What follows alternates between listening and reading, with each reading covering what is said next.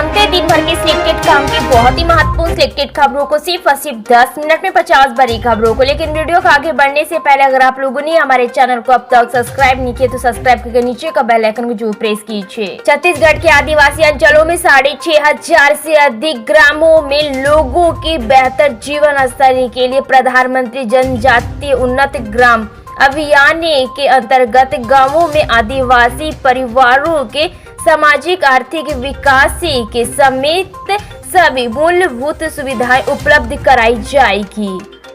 केंद्रीय मंत्री चिराग पासवान ने झारखंड के मुख्यमंत्री हेमंत सोरेन की गिद्ध संबंधी टिप्पणी पर उनकी कड़ी आलोचना की। बिहार में नीतीश कुमार की सरकार ने जमीन सर्वे के मामले में एक बड़ा फैसला लिया। जमीन पर जनता के बीच नाराजगी और दस्तावेज जुटाने में आ रही मुश्किलों की वजह से सत्ताधारी पार्टी के नेताओं को पब्लिक के कुभाजन का शिकार होना पड़ रहा था। आबकारी घोटाले में आरोपों के बाद अरविंद केजरीवाल ने इस्तीफा दिया है। आतिशी ने दिल्ली की मुख्यमंत्री के रूप में शपथ लिए। केजरीवाल को जमानत मिल गई लेकिन बेगुनाही साबित होने तक पद पर नहीं लौटेंगे। आतिशी का लक्ष्य केजरीवाल को फिर से मुख्यमंत्री बनाना है। तिरुपति लड्डू में पशु वसा के इस्तेमाल के आरोपों से हड़कंप मच गया है। आंध्र प्रदेश के मुख्यमंत्री ने पिछली सरकार पर घटिया घी का उपयोग करने का आरोप लगाया है। मामले की जांच के लिए एसआईटी का गठन किया गया है और सुप्रीम कोर्ट में एसआईटी जांच की मांग वाली याचिका दायर की गई है।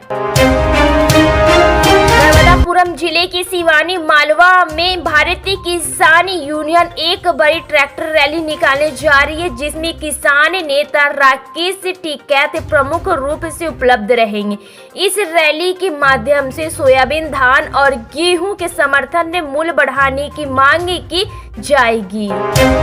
हरियाणा की सभी 90 सीटों पर 5 अक्टूबर 2024 को चुनाव होने वाले हैं। चुनाव के मद्देनजर किसानों को लुभाने के लिए कई बड़ी घोषणाएं और वादे किए जा रहे हैं। दिल्ली की नवनियुक्त मुख्यमंत्री आतिशी ने पदभार ग्रहण कर लिया है। उनके कार्यभार संभालने का सबसे आश्चर्यजनक पहलू यह रहा है कि उन्होंने बैठने के लिए नई कुर्सी चुनी। अरविंद केजरीवाल की कुर्सी पर नहीं बैठेंगी। उस कुर्सी को उन्होंने केजरीवाल के लिए ही खाली रखा है। आप सांसद संजय सिंह ने बीजेपी और आरएसएस पर हमला बोलते हुए कहा है कि आरएसएस और बीजेपी के अंदर सन्नाटा पसरा हुआ है। उन्होंने कहा इसका मतलब यह है कि अरविंद केजरीवाल जी ने जो 5 सवाल पूछे थे उसमें सच्चाई है। केजरीवाल के सवालों पर जवाब मांगते हुए संजय सिंह ने कहा है कि केजरीवाल जी के सवालों का जवाब पूरा देश जानना चाहता है, लेकिन इस पर आरएसएस और बीजेपी ने खामोशी साधी हुई है।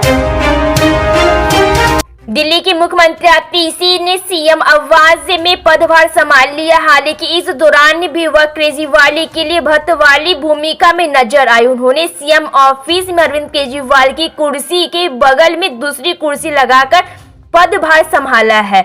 उनका कहना है कि वह तब तक अरविंद केजरीवाल की कुर्सी पर नहीं बैठेंगे जब तक दिल्ली की जनता उनकी ईमानदारी पर भरोसा नहीं जताती।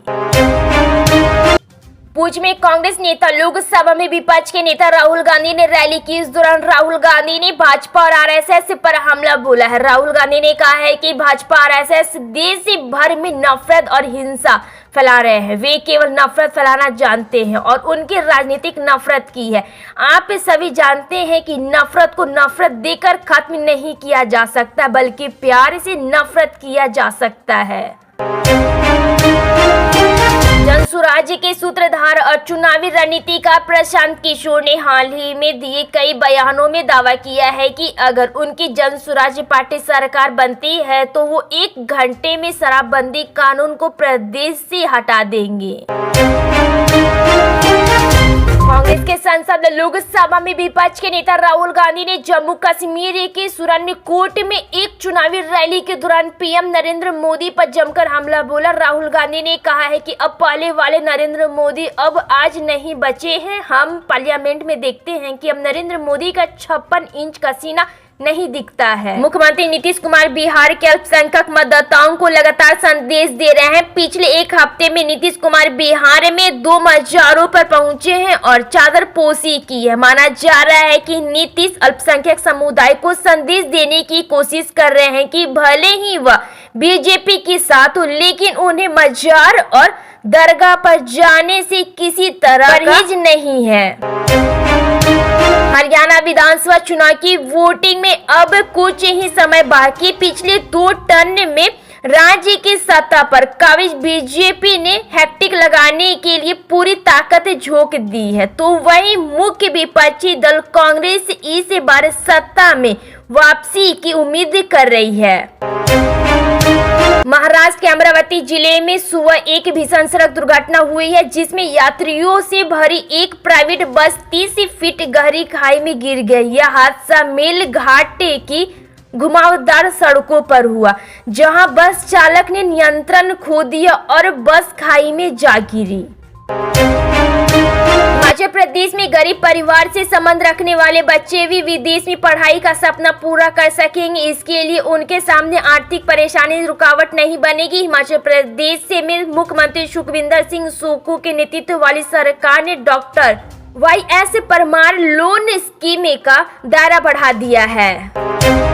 पंजाब की भगवंत मान सरकार द्वारा प्रदेश के लोगों के जीवन को बेहतर बनाने का काम लगातार जारी है। पंजाब की मान सरकार का कहना है कि किसी भी प्रदेश के विकास के लिए वहां के लोगों का स्वास्थ्य होना बहुत जरूरी, इसलिए राज्य सरकार की तरफ से पंजाब के लोगों को गुणवत्तापूर्ण स्वास्थ्य सुविधाएं देने के लिए प्रदेश में 30 नए आम आदमी क्लिनिक खोले जा रहे हैं। सोमवार को पंजाब के मुख्यमंत्री भगवंत मान बठिंडा जिले के गांव चौकों से इन 30 आम आदमी पार्टी क्लिनिकों का उद्घाटन किया है। मध्य प्रदेश के मुख्यमंत्री मोहन यादव प्रदेश के औद्योगिक विकास की ओर तेजी से आगे बढ़ रहे हैं। इसके साथ ही वह राज्य को देश का आदर्श राज्य बनाने का भी काम कर रहे हैं।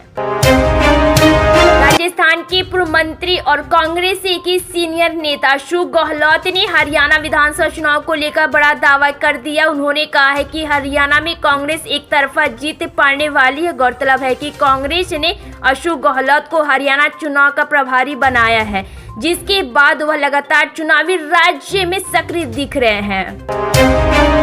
उत्तर प्रदेश की योगी आदित्यनाथ सरकार चल अंचल संपत्ति का ब्यौरा नहीं देने वाले कर्मचारियों को बचाने वाले आहान वितरण अधिकारी यानी DDO का भी वेतन रोकने की तैयारी में है। मुख्य सचिव मनोज कुमार सिंह ने इस संबंध में सभी विभागों को निर्देश जारी कर दिया है।